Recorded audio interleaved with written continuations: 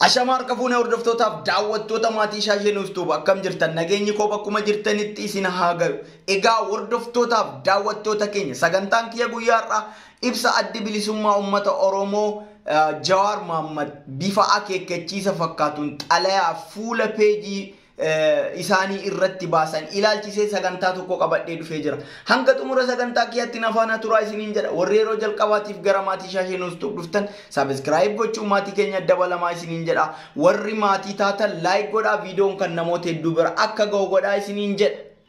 Egaa hordoftotaaf daawwattoota keenya uummata Oromoo miiliyoona 60 ibsi adda bilisummaa fuula peejii isaanii irratti baase sun ibsa adda bilisummaa uummata Oromoo son taane ibsa namni dhuunfaa yookaan akeekkachiisa namni dhuunfaa tokko Jawaar Mohammad irratti baase fakkaata. Maaliif jennaan ummanni Oromoo miiliyoonni 60 kun waggoota 50 darbaniif maqaa alaabaa ABO kana jalatti du'aa ture. Hayyuun keenya, barataan keenya, qotee bulaan keenya namni ummanni Oromoo qabu maqaa alaabaa tanaatiin alaabaa tana jala du'aa ture. Ibsi akkasii sun ibsa ABO irraa osoo hin taane ibsa nama dhuunfaa fakkaata.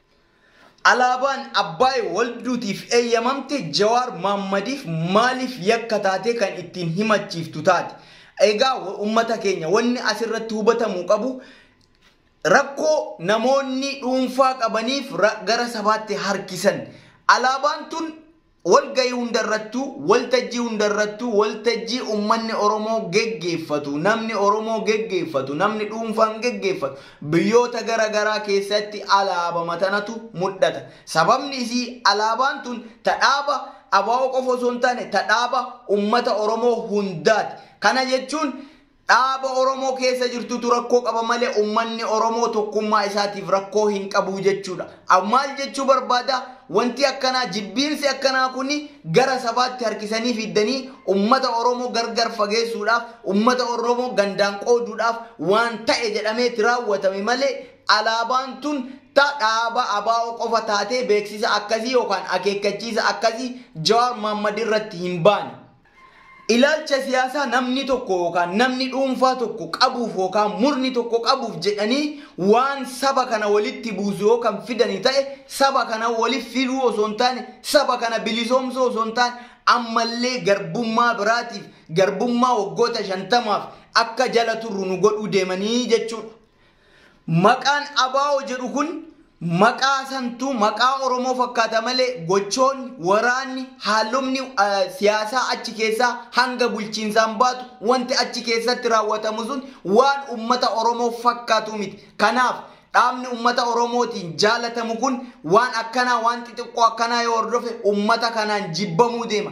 Gochoonni achi keessatti raawwataman, hojiileen achi keessa geggeeffaman, waraanni achi keessa jiru sun ka Oromoo fakkaatu ta'uu qaba. Gochoonni achi keessa raawwataman sun ka kutaa tokko bakka bu'ee ta'uu hin qabaatu. Kan saba kana kutaa 11 keessa jiru wal fakkaachuu qaba. Aadaa Oromoo kutaa 11 keessa jiru fakkaachuu qaba. Waraanni sun waraana ganda tokkorraa bahee osoo hin taane hooggansa achi keessa jiru sun hooggansa ganda tokko keessaa bahee osoo hin taane hooggansa ummata Oromoo kutaa 11 keessaa walitti bahee fakkaachuu qaba.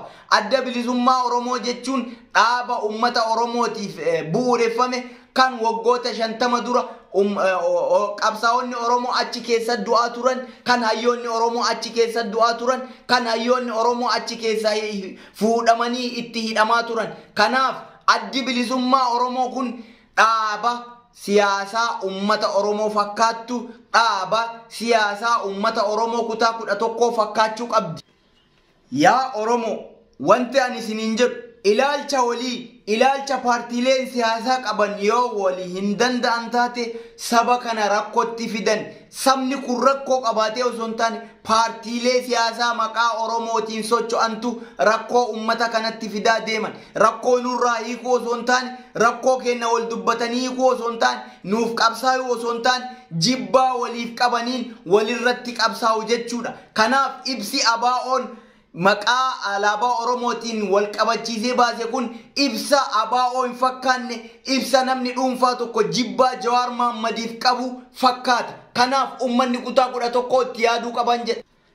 Alaabaan sunis Jawaar Mohammadis kan saba Oromoo kutaa 11ti. Jawaar Mohammad hojiin inni hojjetu dogoggoruu mala ilma namaati dogoggora uumuu mala garuu wanti inni hojjetu waan ummata kutaa 11 fakkaata alaabaan tunis tan ummata kutaa 11ti malee tan murna tokko yookaan dhaaba siyaasaa tokko miti kanaaf ibsi ABO'n baase kun definitely wrong jechuudha.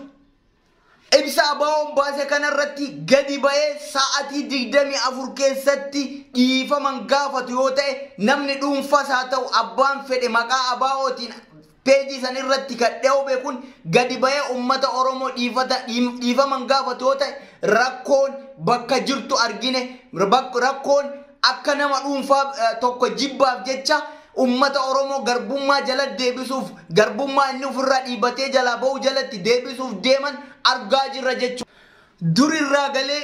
Durirraa eegalee qabsaa'ota Oromoo kanneen adda bilisummaa Oromoo keessa jiran rakkoo akkanaatti mudataa dhaaba kana keessa bayaa ajjeefamaa turanii jechuudha. Amma wanti tokko akka hubataa jirrutti haasofni Jawaar Mohammad godhamuu fi adeemsi Facebookii kanaaf oduun afarfamaa jirtu waan Jawaar Mohammadiin kan wal qabatu miti jechuudha.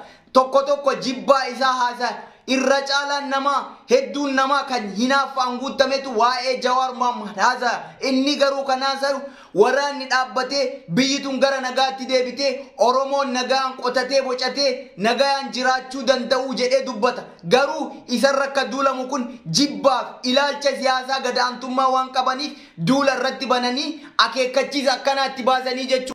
Waan Jawaar waltajjiilee addunyaa tanaa irra deemee dubbatu waraanni haa dhaabbatu nageenya haa bu'u jedhe ABO'nis dhaabni hadha ibsa kana baase yeroo 90 yeroo 100 yeroo 1000 irra deebi'ee beeksisuma wal fakkaatu waraanni dhaabbatee biyyi tun gara nagaatti deebitee ummanni keenya nagaan balee haa bulu jechuudha garuu amma immoo wanti deemamaa jiru jibbaa Jawaar Mohammadiif qabanii jechuudha. Wanci Facebookii kanarratti ummata Oromoo irra geggeeffamaa jiru jibba nama tokkootii fi jibba siyaasaa ta'uu hubachuu qaba ummanni kun. Warri asirra olii gad deemee jibbiinsa nama dhuunfaa tokko irratti geggeessu warra albee bakka lamaa nyaatu siyaasaa bakka lamaa fayyadamu kana jechuun ummata Oromoo nagaa dhorkee ummata Oromoo kutaa 11 jiru kana nagaa dhorkee faayidaa isaa as keessatti takka ABO fakkaata takka ammoo biltsiginnaa fakkaataa jidduu kana deemee jibbiinsa siyaasaa ummata kana irratti geggeessee ummanni kun akka nagayaan baheen galle akka biyyi tun gara nagaatti hin deebine kan geggeessu jechuudha. Jawaar Mohammad yoo ta'e wantuma yeroon jettu jedhe wanti Tigraay ta'uu qabu Oromiyaa keessatti ta'uu qaba wanti Tigraay ta'e maaliif Oromiyaa keessatti hin dalayne waraanni Tigraay keessatti dhaabate maaliif Oromiyaa keessatti dhaabate ummanni kun gara nagaa deebi'ee biyyi tun nagaatti buutee ummanni keenya nagaan bahee hin galle jedhe homa yeroon jettu homa addunyaan jettu jedhe ka fedhe itti aman kan feene immoo siyaasa ofii gara bilisa ta'een gara jibbaan qabneen ummata amansiisee ummata Oromoo amansiisee siyaasa ummata kana gurguratee ummata kana filachiisee biyya kana gara nagaatti yoo hin deebisa jedhe suni mirga isaati kana Jawaar Mohammadin dhorgin ammoo jibbiinsi Jawaar Mohammad irra geggeeffamu jibbaa siyaasaatii fi jibbaa dhuunfaa namoonni tokko gadoo irraa qabaniif jecha kan itti deebi'anidha kana ummanni Oromoo afoo dhaabatee morma.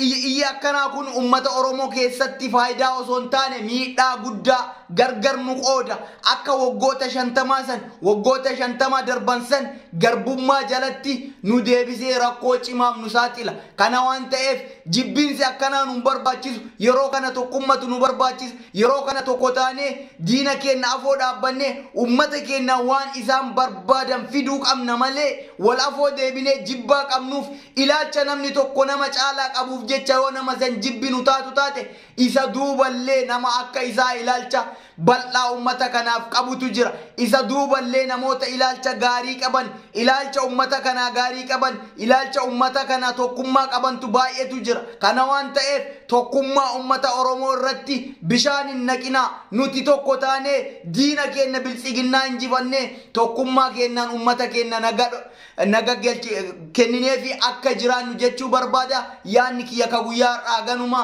baay'ee waan aaree dubbadheef dhiifama naa godhaa isiniin jedha warri maati shaashee news tube fi yeroo jalqabaa dhuftan subscribe godhaa chaayinaaniin kun akka naa guddatu gonaa godhaa isiniin jedha nagaan naaf jiraadha bye